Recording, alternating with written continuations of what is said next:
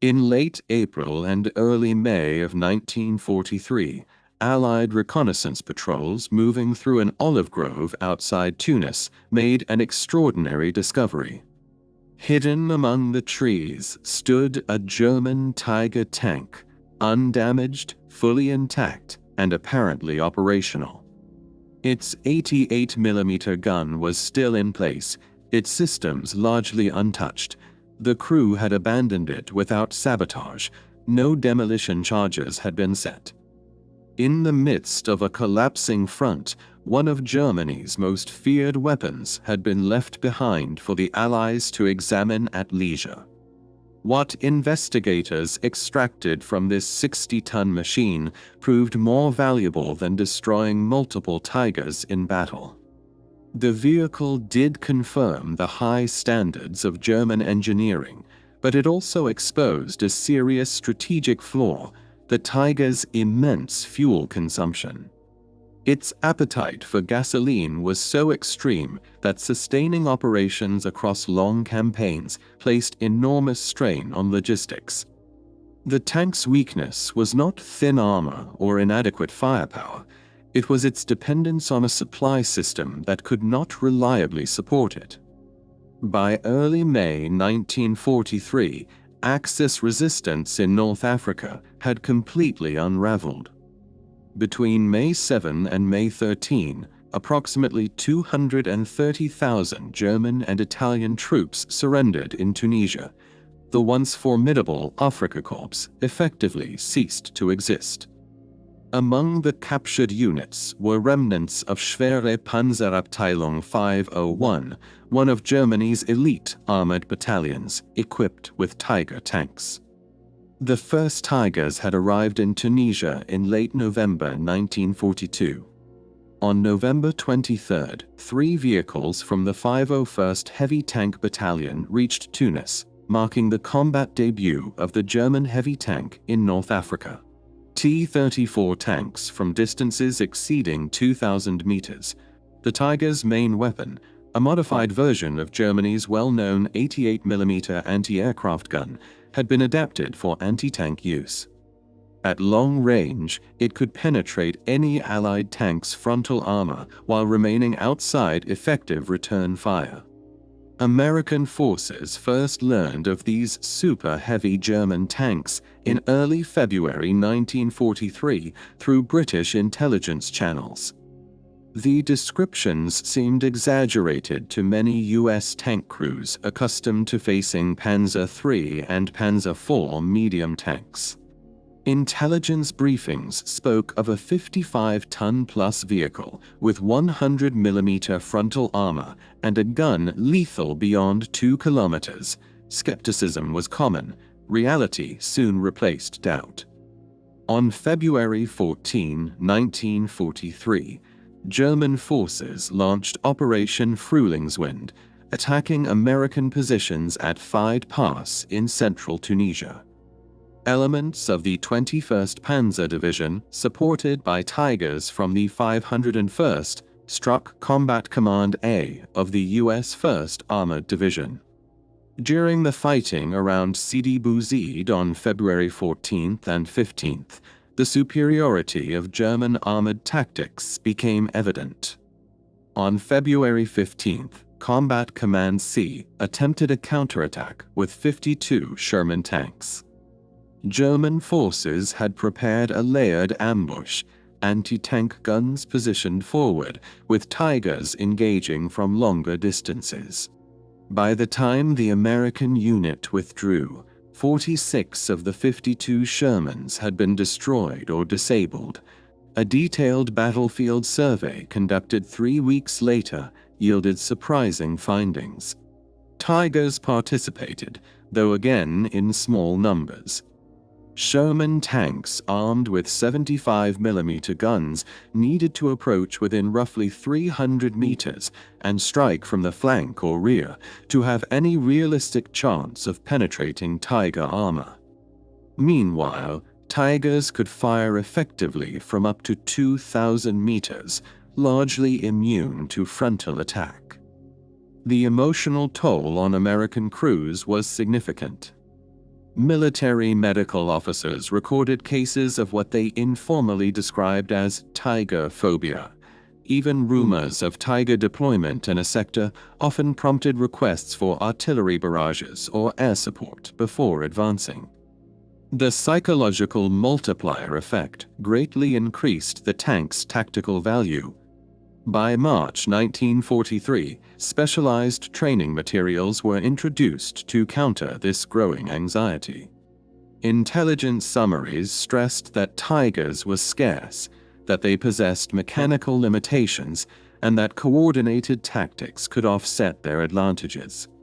Yet practical advice for Sherman crews confronting tigers head-on remained limited, often reduced to calling for supporting firepower. Only in the final weeks of the Tunisian campaign, during April and early May 1943, did another vulnerability become fully apparent. Beyond armor thickness and gun caliber, beyond fear and battlefield reputation, the Tiger's true weakness lay in logistics. Its enormous fuel requirements and heavy maintenance demands made sustained operations increasingly difficult. In the harsh conditions of North Africa, the most formidable armored weapon of its time was constrained not by enemy fire, but by the limits of supply. Behind or deliberately destroyed by their own crews, the unit's war diary, later seized by British forces and shared with American intelligence, provides a steady record of decline. In December 1942, all 20 Tigers were operational upon arrival. By December 28, readiness had already fallen to 14, with 8 awaiting mechanical repairs. Replacement parts were scarce, and fuel deliveries arrived sporadically, rarely in sufficient quantities for sustained action. By January 30, 1943, only 11 Tigers were serviceable. Reports emphasized that each vehicle required a constant stream of fuel, lubricants, and mechanical components, demands that German supply lines in North Africa could not reliably meet. In March, operational strength dropped to 6. The remainder were immobilized by breakdowns or empty fuel tanks. Appeals for replacement engines were rejected. Headquarters reported none available anywhere in the theater. An entry dated April 20 captured the final stage of collapse. Allied offensives were penetrating all German defensive lines. Retreat orders were issued, but fuel stocks allowed only limited movement. Numerous Tigers would have to be abandoned. Demolition teams struggled to destroy equipment before withdrawal, and some vehicles were inevitably left intact. One of those was Tiger 712. Short on fuel and under mounting Allied pressure, its crew left it standing in an olive grove outside Tunis. Whether they expected demolition crews to follow or simply fled to survive remains unclear. The confusion of total military defeat left no definitive answers. On June 9, 1943, Lieutenant Sue of the 104th Tank Workshop, part of the Royal Electrical and Mechanical Engineers, recorded the discovery of Tiger 712. Another had been thoroughly demolished. Tiger 712, however, had not been destroyed.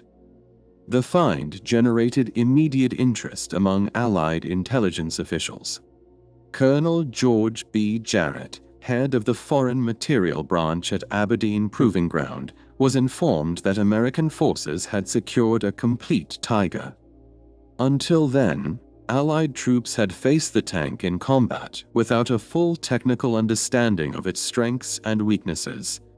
Now they could conduct systematic evaluation. Recovering the vehicle proved challenging.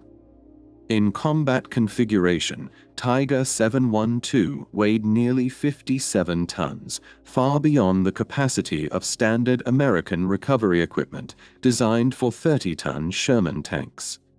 Multiple M31 recovery vehicles, bulldozers, and heavy machinery were required to move it. Engineers inspected bridges en route to ensure they could bear the load.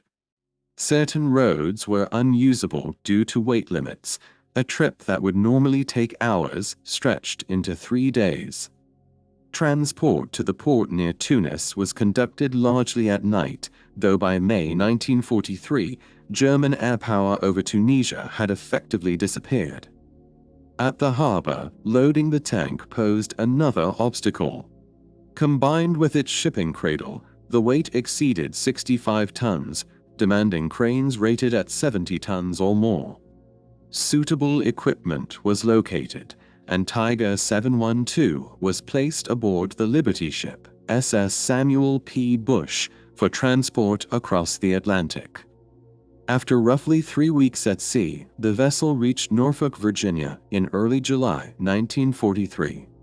From there, the tank traveled by reinforced railcar to Aberdeen Proving Ground, arriving in mid-July. Firepower, mechanical reliability, mobility, and, of particular interest, logistical demands, such as fuel consumption and maintenance requirements. Initial inspection revealed advanced engineering features. The Tiger employed interleaved road wheels and torsion bar suspension, distributing its weight effectively and improving cross-country performance. Its Maybach Olvar transmission offered 8 forward and 4 reverse gears, enabling the tank to retreat as quickly as it advanced, an advantage in defensive combat. The 88mm KWK-36 L56 main gun fired armor-piercing rounds at velocities exceeding 900 meters per second, delivering notable accuracy and penetration. Armor protection drew close attention. The front hull plate measured 100 millimeters in thickness, matched by the turret front. The gun mantlet ranged from 120 to 200 millimeters. Side hull armor measured 60 millimeters, while the upper side structure reached 80 millimeters. The overall design reflected a deliberate emphasis on protection and firepower, qualities that had made the Tiger one of the most formidable armored vehicles encountered by Allied forces. The heavy frontal armor of the German Tiger tank made it extraordinarily resistant to most Allied anti-tank guns when attacked head-on. On the battlefield, this protection translated into a near immunity under frontal engagement. Yet when American specialists examined captured German technical documents, they discovered a different issue, one that shifted attention away from armor thickness and toward endurance. Engineers at the U.S. Army's proving grounds in Aberdeen Proving Ground quickly focused on the Tiger's fuel data. While impressive on paper, that output was only just sufficient to propel a vehicle weighing nearly 57 metric tons. The balance between mass and engine power raised immediate concerns about efficiency and operational reach.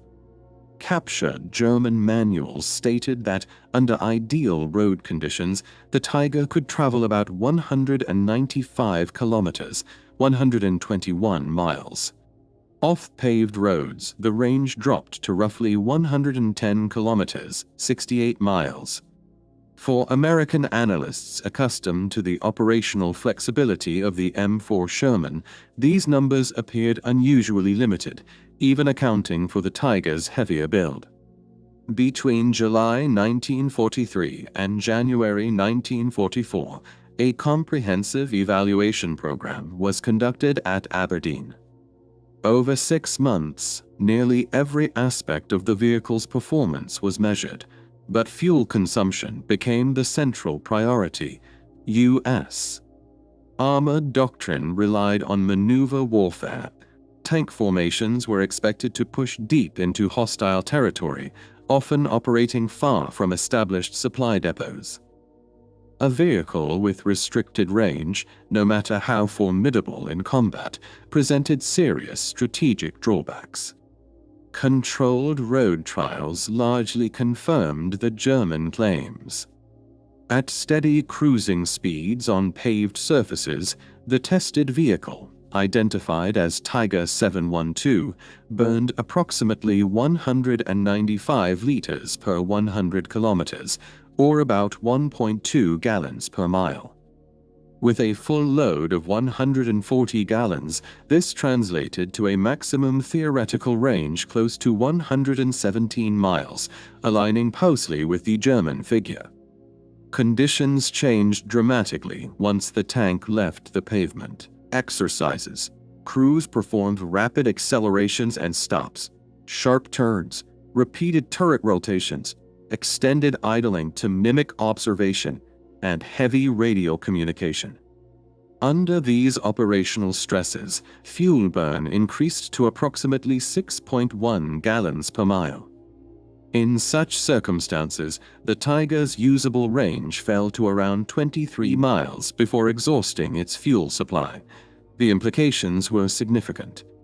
Although the Tiger excelled in direct engagement, with thick armor and a main gun effective beyond 2,000 meters, its appetite for fuel imposed severe operational limits. Sustained maneuver operations would require uninterrupted logistical support.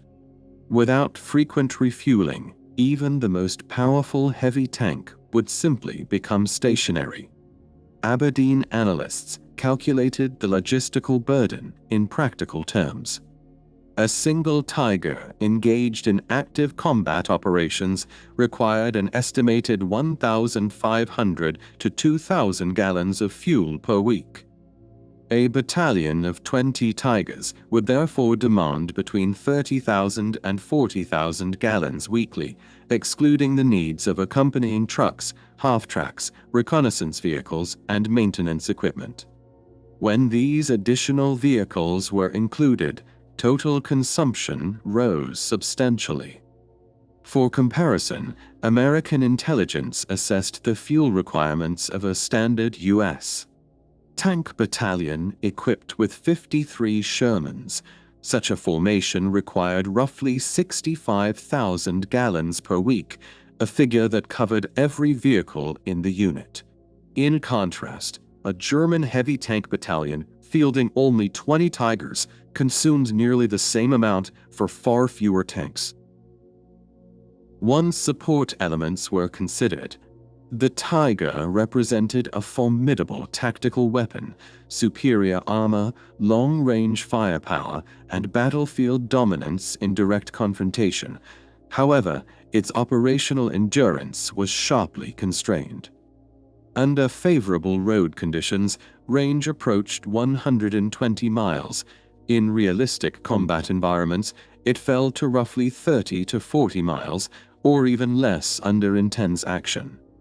German forces could only employ the Tiger effectively if they maintained a continuous and substantial fuel supply.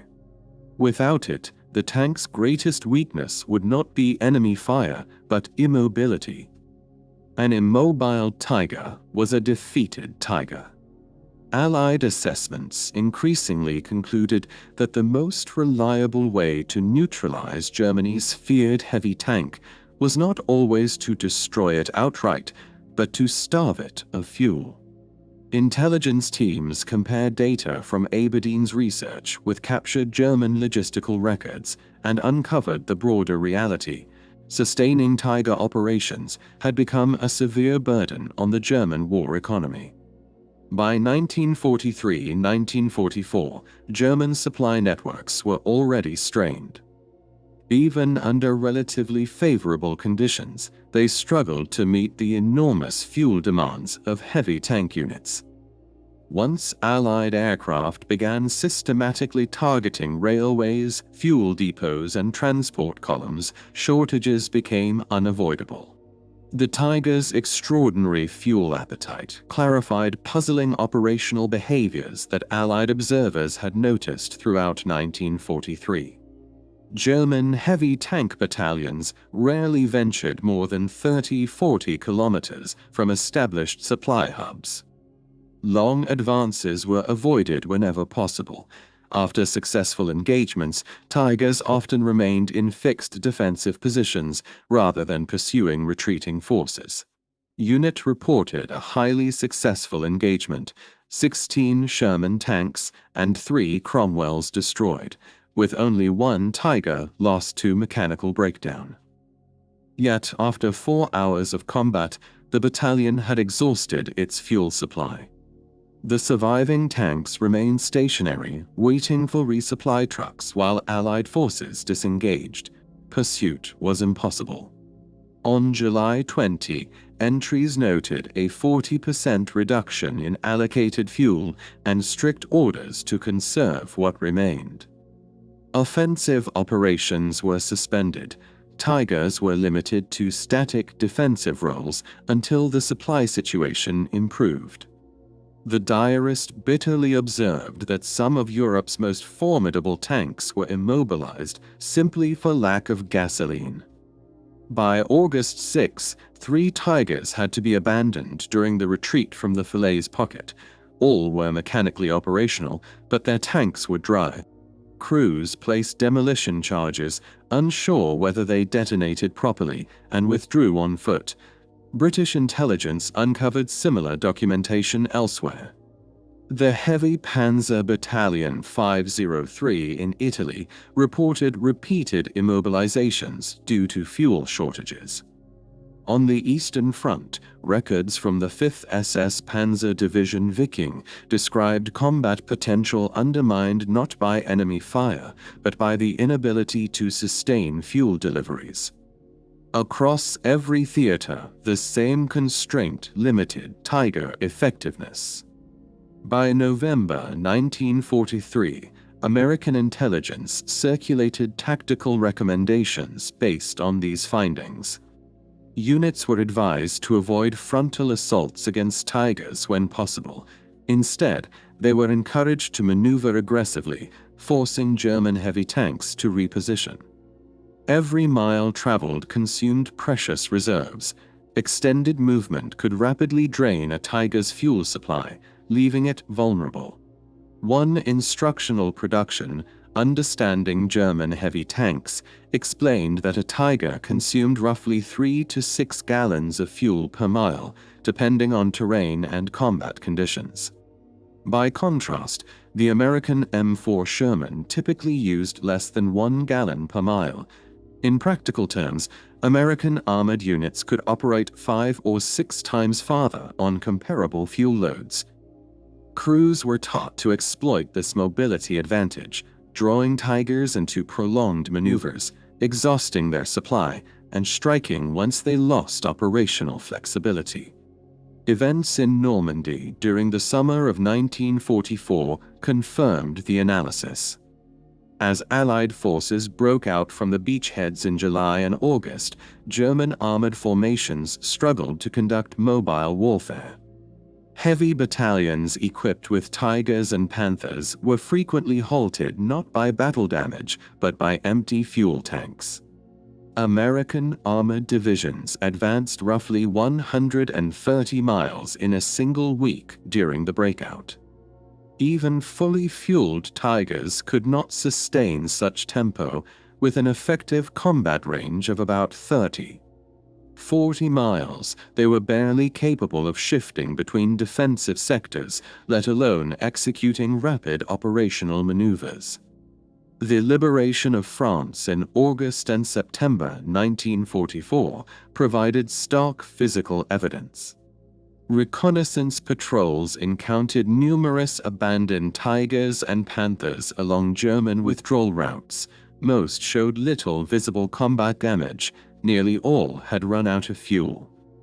German crews destroyed what vehicles they could, but sometimes lacked even the resources necessary to carry out thorough demolitions.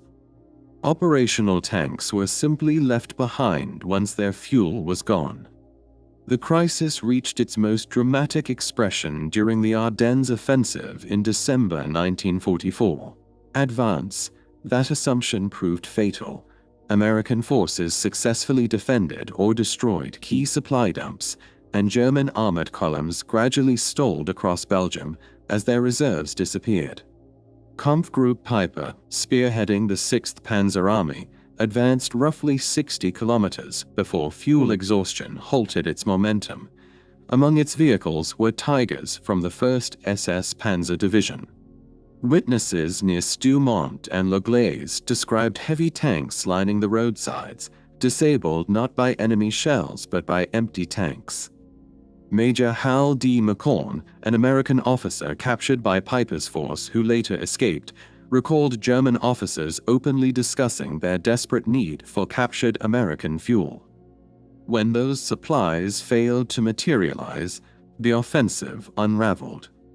McCown also observed crews siphoning gasoline from damaged vehicles in frantic attempts to keep at least a few Tigers operational. The shortage was not temporary or localized, it was systemic. By late 1944, Germany's most feared heavy tank was constrained less by Allied firepower than by the simple, decisive fact of fuel scarcity. Captured German archives reviewed after the war made one fact unmistakable. From 1943 onward, fuel scarcity dictated nearly every major operational decision within the Wehrmacht. Heavy armor, particularly the Tiger I, imposed an extraordinary logistical burden. Over the course of its average service life, a single Tiger required roughly 300,000 gallons of fuel. That same amount could have sustained approximately 7 Panther tank vehicles or about 18 Panzer IV tanks. Germany had prioritized concentrated battlefield dominance over broader operational flexibility, and ultimately paid for that choice when petroleum reserves dwindled. In March 1945, a formal U.S. On paved roads, the tank consumed around 1.2 gallons per mile. Under battlefield conditions, consumption often rose to between 3 and 6 gallons per mile. Such rates made prolonged mobile campaigns increasingly unrealistic, especially as Allied air forces systematically targeted German supply networks. Interrogations of German engineers after the war reinforced this conclusion.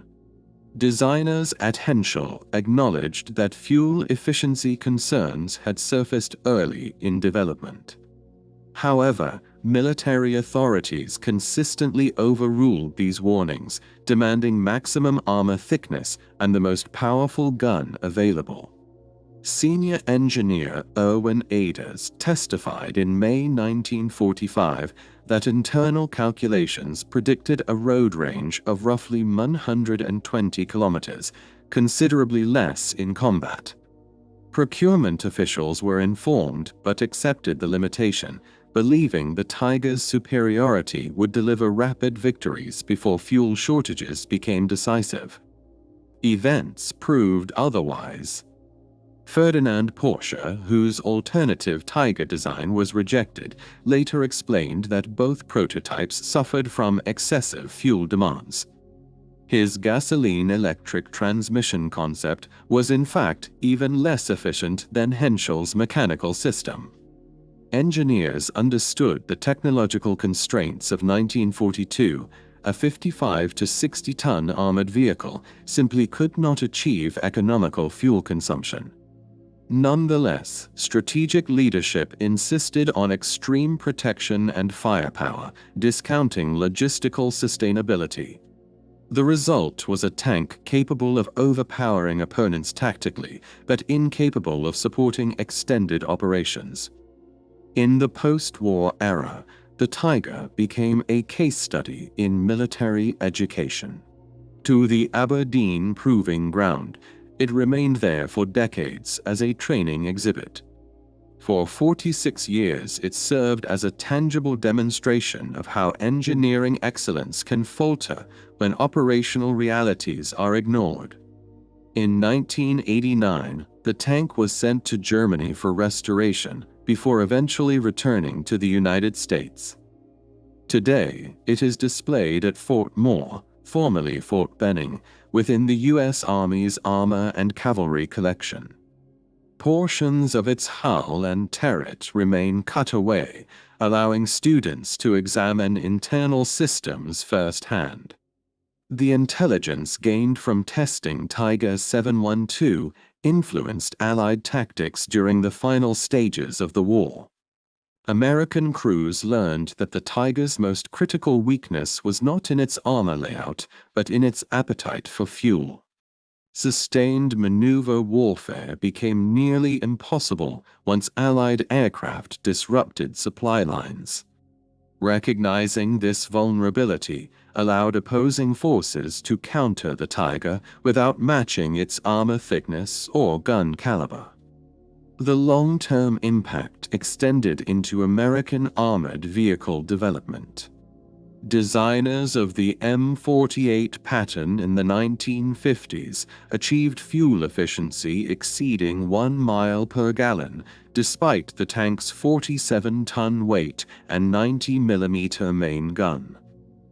The lesson was clear: mobility begins with fuel economy, and fuel economy demands disciplined design trade-offs. That philosophy continued into the era of modern main battle tanks. Introduced in 1980, the M1 Abrams carries more than 500 gallons of fuel and averages roughly 6 miles per gallon, allowing a road range beyond 300 miles. The history of Tiger 1712 offers a lasting insight into the realities of mechanized warfare. Advanced weaponry, no matter how formidable, achieves little without a logistical system capable of sustaining it. A tank may dominate in armor thickness and firepower, yet it becomes irrelevant the moment it stands motionless, cut off from fuel and maintenance. The German army engineered a battlefield predator in the Tiger. What it failed to build was a support structure strong enough to keep that predator alive in a prolonged industrial-scale war, especially against opponents who commanded the skies and deliberately targeted supply networks. Allied planners quickly recognized this imbalance. Air superiority allowed them to disrupt rail lines, fuel depots, and transport convoys with relentless precision. As German supply chains weakened, even their most intimidating armored units were reduced to stranded machines. Tactical brilliance could not compensate for strategic fragility. A decisive evaluation came from Colonel George B. Jarrett, who oversaw the examination of captured German equipment during and after the war. In June 1945, after years of testing and analysis, his assessment was clear. The Tiger fulfilled its tactical promises: exceptional armor protection, devastating long-range firepower, and strong crew survivability. On the battlefield, it was everything its designers intended. Strategically, however, it violated a central rule of warfare: any weapon system must be sustainable over time and distance. The Tiger's enormous fuel consumption, intricate mechanical systems, and constant maintenance demands made it unsuited for extended campaigns. Abandoned Tigers littered the landscape, disabled not always by enemy fire, but by empty fuel tanks or mechanical failure. Under optimal conditions, the tank's operational range was limited. In combat environments, that range shrank dramatically. A vehicle that cannot travel far without resupply cannot sustain a continental war. Today, Tiger 712 remains preserved in controlled storage at Fort Moore. Its 88mm gun is silent, and its Maybach engine will never run again. Yet its educational value endures. Military academies and armored doctrine courses continue to draw lessons from its story. The Tiger's influence on modern warfare stems less from the enemy tanks it destroyed than from the institutional understanding it helped shape. American forces studied the captured vehicle carefully. The conclusions influenced post-war doctrine. Firepower must be matched by operational endurance, protection must be paired with mobility, and technological superiority must be integrated within a sustainable logistical framework. An armored force that cannot move, resupply, and repair under hostile conditions cannot achieve strategic success. The Tiger demonstrated that battlefield dominance in isolated engagements does not guarantee victory in a protracted war. It could overpower opponents in direct confrontation, but it struggled to reach distant fronts, to maneuver freely under constant air attack, and to survive systematic fuel deprivation. In mechanized conflict, endurance often outweighs raw power. Germany learned this lesson through costly experience. The United States internalized it through analysis and incorporated it into future force design. Modern armored units operate with this principle in mind. Mobility, maintenance, and supply are as decisive as armor and ammunition. Tiger 712 now stands as both artifact and instructor, a reminder that engineering ambition must align with logistical reality. The most powerful machine ever built for war becomes nothing more than immobile steel when it cannot reach its next objective. In that tension between technical excellence and strategic sustainability lies the full meaning of Tiger 712's story. The tank once feared across European battlefields was ultimately undone not by a superior gun or thicker armor, but by a supply system unable to satisfy its immense appetite. Its greatest legacy is not destruction, but instruction, a permanent lesson that in modern warfare, endurance wins wars.